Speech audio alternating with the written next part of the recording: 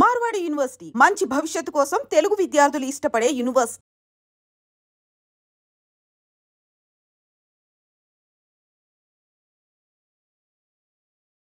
ఇప్పుడు హీరోలతో ఇప్పుడు మామూలుగా స్టార్స్ తోటి ఇప్పుడు ఈ కమెడియన్స్ వాళ్ళ మధ్య రిలేషన్ ఎలా ఉంటుంది? మీరున్నప్పుడు ఎలా ఉండేది, ఇప్పుడు ఎలా ఉంటుంది? ఇప్పుడు ఒకేలా ఉంటుందండి. హీరోస్ అందరూ కూడా బ్రహ్మాండంగా ఉంటారు అందరితో, కమెడియన్స్ తోటి. ఇంకోటి వాళ్ళు మాట్లాడుతూ ఉంటారు హీరోస్, ఎందుకంటే ఏదైనా దొరుకుతుంది కదా, వీడి దగ్గర ఏం మ్యాటర్ ఉంది, ఏం మెటీరియల్ ఉంది అనేది ట్రై చేస్తారు వాళ్ళు. ఆ మధ్య ఒక హీరో మిమ్మల్ని కాలు మీద కాలు వేసుకున్నారని చెప్పేసి వార్నింగ్ లాంటిది ఇచ్చారా ఏంటి? వార్నింగ్ ఒక సినిమా షూటింగ్కి వెళ్ళానండి. సినిమా షూటింగ్ వెళ్తే అక్కడ పెద్ద హీరో గారు ఉండి, ఏమైనా నువ్వు కాలు మీద కాలేస్తావట కదా అన్నాడు. ఏంటండి అన్న, నువ్వు కాలు మీద కాలేస్తావట కదా అన్నాడు. ఏరా కొడుకు చెప్పిండు ఆ విషయం అన్న. నేను ప్రూఫ్ చేస్తే అన్నాడు. చేయండి సార్ అన్న. ఎవరికి ఫోన్ చేయాలో చెప్పని ఫోన్ చేస్తున్నా ఆయన. చేస్తుంటే ఏమని చెప్పిండు క్లారిటీ చెప్పండి సార్ అన్న. నువ్వు కాలు మీద కాలేస్తావట కదా. నేను ఎవరి కాలు మీద కాలేను సార్, నా కాలు మీద నా కాలు వేసుకుంటా. అది తప్పేంటండి? ఎవరి కాలు మీద నేను కాలేస్తే తప్పు, కానీ నా కాలు మీద నేను కాలేసుకుంటే తప్పేంటన్న. 2 minutes అంటే ఆయన అట్లా ఉండిపోయిండు కొద్దిసేపు. నువ్వు మాట్లాడేది కరెక్ట్ కాదయ్యా అన్నాడు. అవును సార్, నా కాలు మీద నేను కాలేసుకుంటా. నేను ఎదుటోడి కాలు మీద కాలేస్తే తప్పు మాట, నా కాలు మీద నేను కాలేసుకుంటే తప్పేంటి సార్ అన్న. అని ఒక 2 నిమిషాలు మాట్లాడకుండా నీ ఇష్టం కానీ అని అంతే మాట్లాడలే ఆయన. తర్వాత ఆయన సినిమాలో నటించారా? చేసి నాకు ఇది ఒక అలవాటు అండి, బ్యాడ్ హ్యాబిట్. నా ఒకరికే కాదు, మా పిల్లల దగ్గర నుంచి, మా నాన్నగారి దగ్గర నుంచి, మా అందరికీ ఇది అలవాటు, బ్యాడ్ హ్యాబిట్ ఇది. అండ్ బ్యాడ్ హ్యాబిట్ అంటే మన కాలం మన కాలేసుకుంటే తప్పేంది సార్ అది.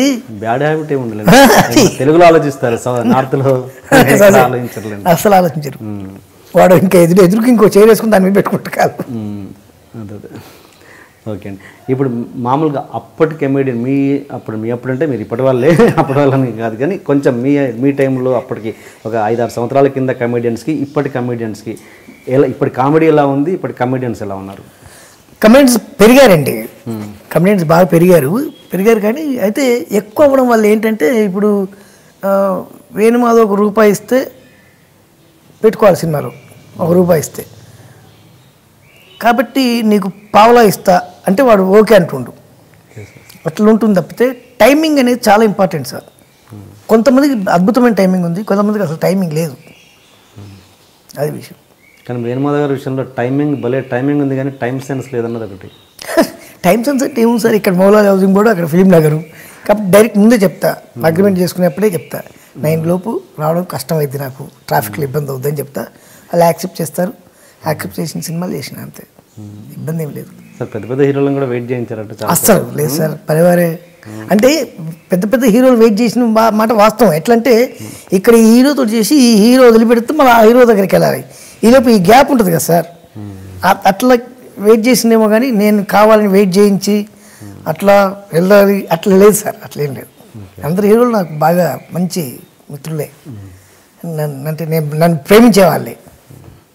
ఇప్పుడు ఈ రాష్ట్ర విభజన అవ్వడం వల్ల మీకు ఏమైనా ఆ విధంగా ఏదైనా ఎఫెక్ట్ వచ్చిందా? అదేం లేదు, దానికి దీనికి సంబంధమే లేదు, అంత బ్రహ్మాండంగా. అండ్ ఇంకోటి, మీరు షూటింగ్లో మీ మేకప్ అసిస్టెంట్ తోటి హిగ్లం అనే ఒక కోడ్ నేమ్తో, హిగ్లం అంటే ఏంటి ఇంతకీ?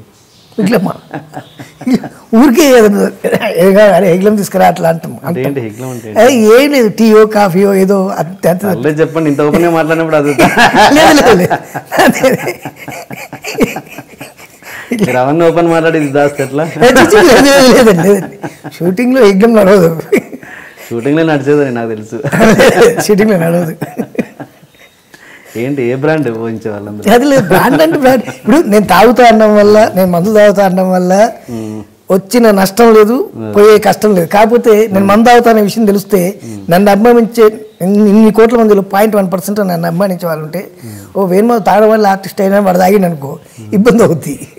నేను తాగను, ఎప్పుడైనా సరదాగా కూర్చుంటే ఫ్రెండ్స్తో కూర్చుంటే ఏదైనా లైట్గా ఏదైనా తీసుకుంటాను. మామూలుగా షూటింగ్లో మేకప్ వేసుకుంటే హిగ్లం అనగానే మనోడు బాటిల్లో. అబ్బో, ఎట్టి పరిస్థితుల్లో సార్, తెలుగు ఇండస్ట్రీలో మాత్రం షూటింగ్ టైమింగ్లో, షూటింగ్లో ఉన్నప్పుడు మందు అనేది ఉండదు తెలుగు ఇండస్ట్రీ మొత్తంలో. ఎనీ ఆర్టిస్ట్ 100% లేదు సార్. నటించడం అంటే జరగదు, తాగి నటించడం అంటే 100% లేదు సార్, 100% లేదు. తెలుగు ఫిలిం ఇండస్ట్రీలో ఎంత పెద్ద తాగుబోతుడైన వాడు పొద్దున్నే షూటింగ్కి వచ్చిన తర్వాత ప్యాకప్ అయిన తర్వాత తాగుతాడేమో కానీ తెలుగు ఇండస్ట్రీ మాత్రం ఆ కల్చరే లేదు సార్.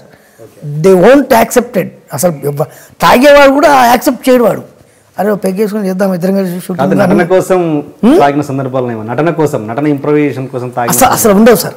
నటన ఇంప్రూవైజేషన్ కోసం యాపిల్ జ్యూస్ ఇస్తారండి. యాపిల్ జ్యూస్లో వాటర్ పోసిస్తారు, అది సేమ్ మందు కలర్ వస్తుంది.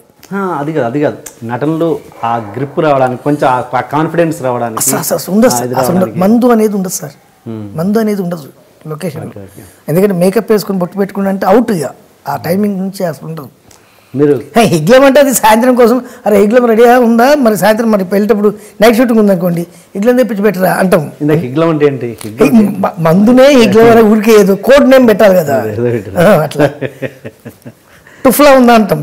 టుఫ్లా అంటే సిగరెట్ ఉందా లేదా అవన్నీ పెట్టుకో. నైట్ షూటింగ్ అయిపోయిన తర్వాత ప్యాకప్ అయిన తర్వాత అక్కడ నుంచి ఇక్కడికి వచ్చేలోపు అట్లా నెమ్మదిగా అట్లా తీసుకుంటూ వస్తుంటాం. నేను మందు తాగను ప్రతి ఒక్కరు నేను చెప్పట్లేదండి, మందు తాగుతా.